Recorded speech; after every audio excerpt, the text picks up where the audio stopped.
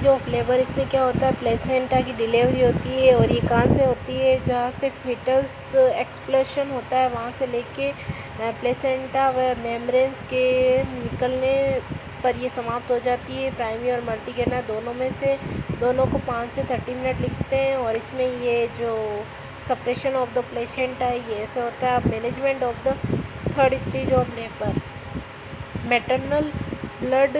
Maternal vital sign और blood loss को assess करें। नॉर्मल लॉस 100 से 500 ml या औसतन 200 ml होता है।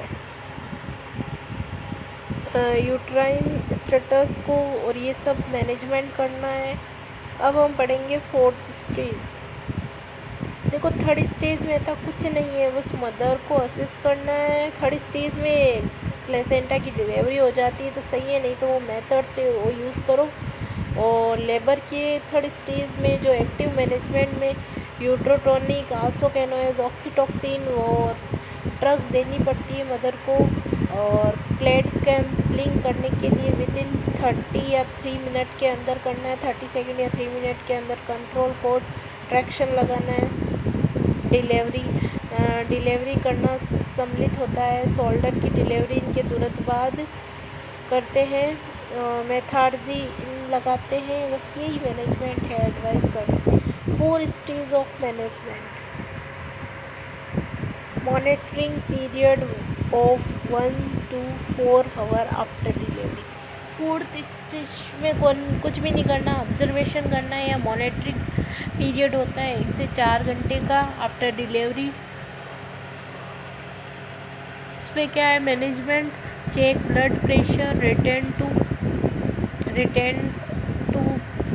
प्रोलेप स्टेज, फंडल अम्बिलिकल से 1 to फिंगर ब्रीथ नीचे मिड लाइन में कॉन्ट्रैक्ट अवस्था में रहता है। पहले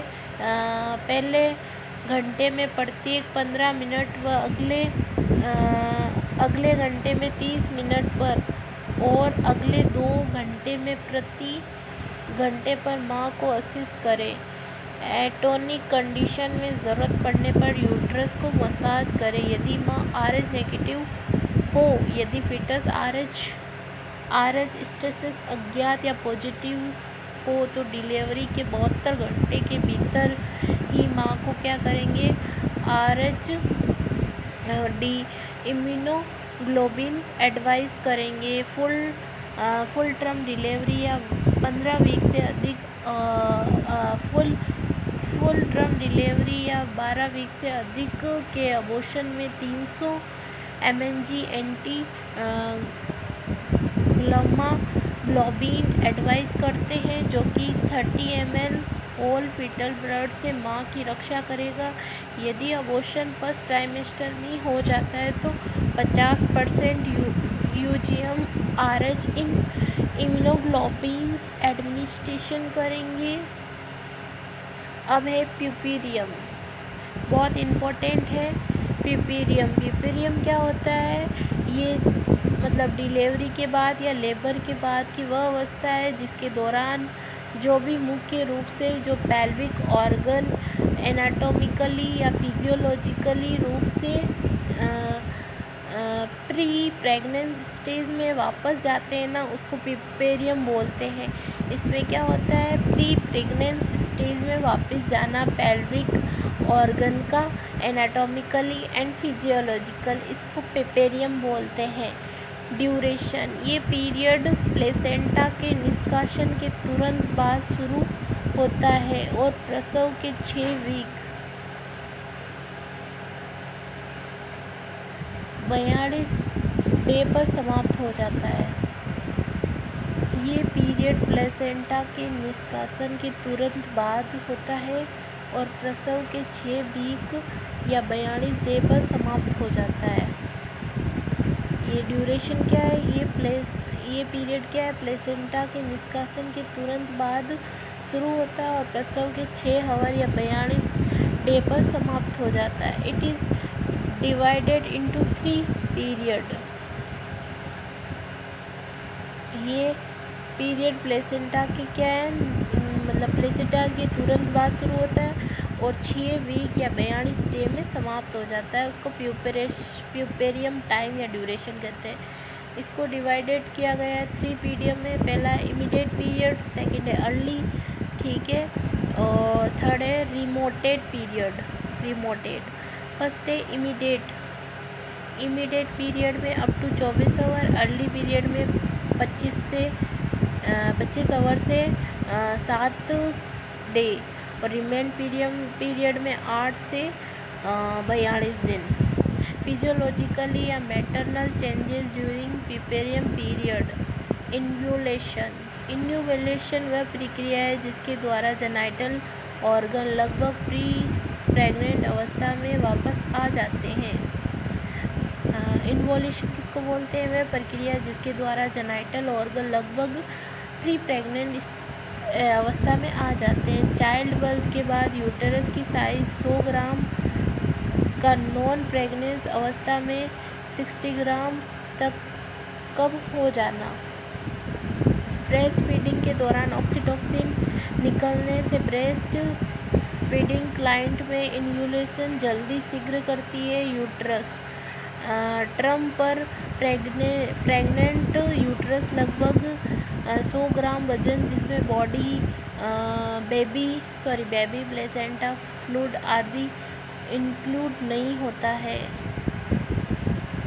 प्रसव के बाद गर्भाशय की लेंथ या ब्रीथ व थिकनेस लगभग 20 × 12 × 7.5 सेंटीमीटर होती है। प्रसव के 6 सप्ताह बाद गर्भाशय की लेंथ या ब्रीथ या थिकनेस 7 × 5 × 2.5 सेंटीमीटर हो जाती है और वज़न 50 से 100 ग्राम एवरेज 7 ग्राम हो जाता है।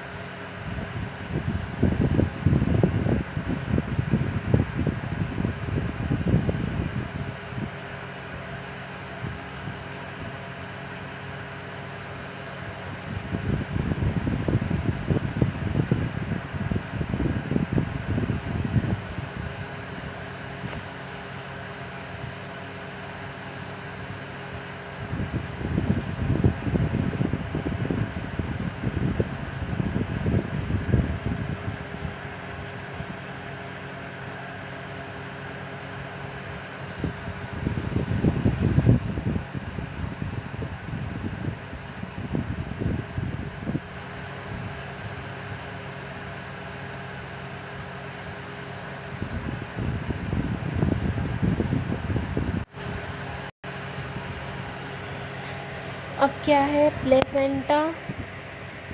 प्लेसेंटा साइट, जो कि डिलीवरी के समय 7.5 सेंटीमीटर होती है, वह डिलीवरी के बाद 1.5 सेंटीमीटर तक हो जाती है।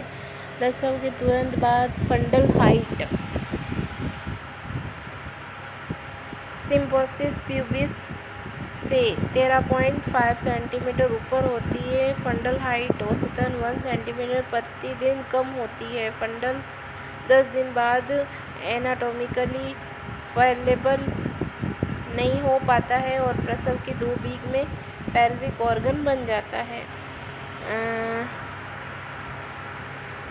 एफेक्सियल fundal indication uterine atonic and massage यूनिटाइन फ्रिम लेंथ फंडल यहाँ पे साफ दिख नहीं रहा है।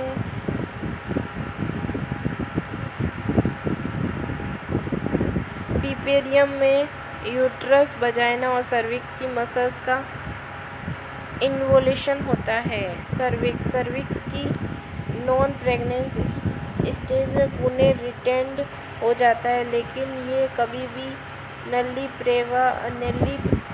प्रेविया अवस्था में नहीं लौट पाता है। पहले सप्ताह के अंत तक सर्विक्स ओस ऐसे बंद हो जाता है कि एक फिंगर को भी आसानी से प्रवेश नहीं किया जा सकता है। वजाइना की रिग्रेशन हो जाती है, लेकिन ये भी पूरी तरह से अपने पूर्ण गर्भवती आकार में वापस नहीं आ पाती है। बढ़ी हुई वस्कुलिटी और एडिमा का रिसोल्यूशन 3 सप्ताह तक हो जाता है। पेरिनियम सॉल्व और इंग्लैंड वल्वा तेजी से एक दो सप्ताह में के भीतर ठीक हो जाता है। अधिकांश मसल्स का टोन 6 सप्ताह से पुनः रिटेंड हो जाता है।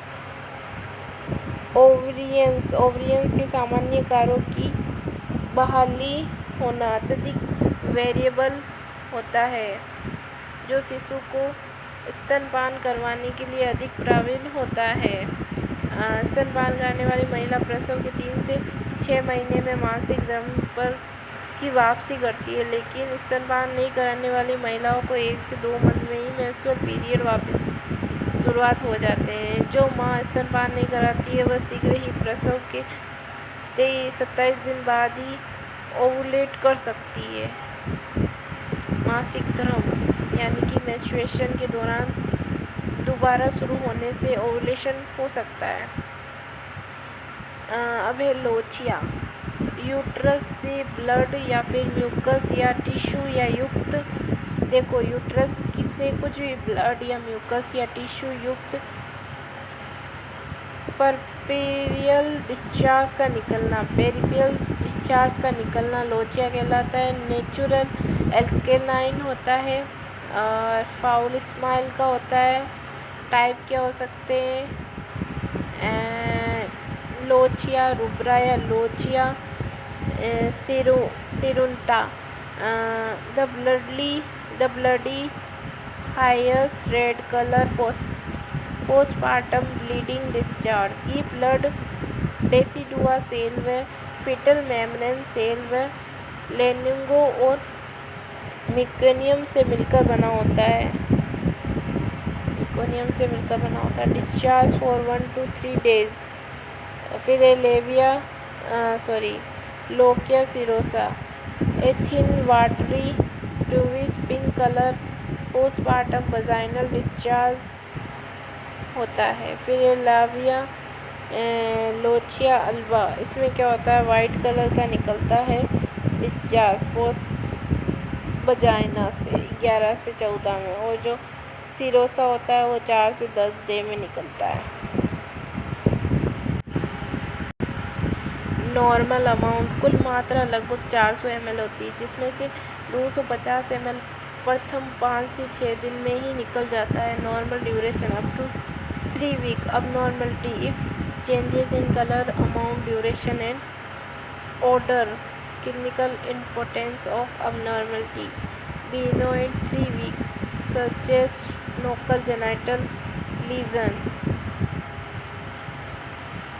scanty or absence, locumetra, retention of lochia and uterus due to infection, present red color, sub-involution or retained white of the placenta, mallow, retained plug or cotton pieces inside in vagina.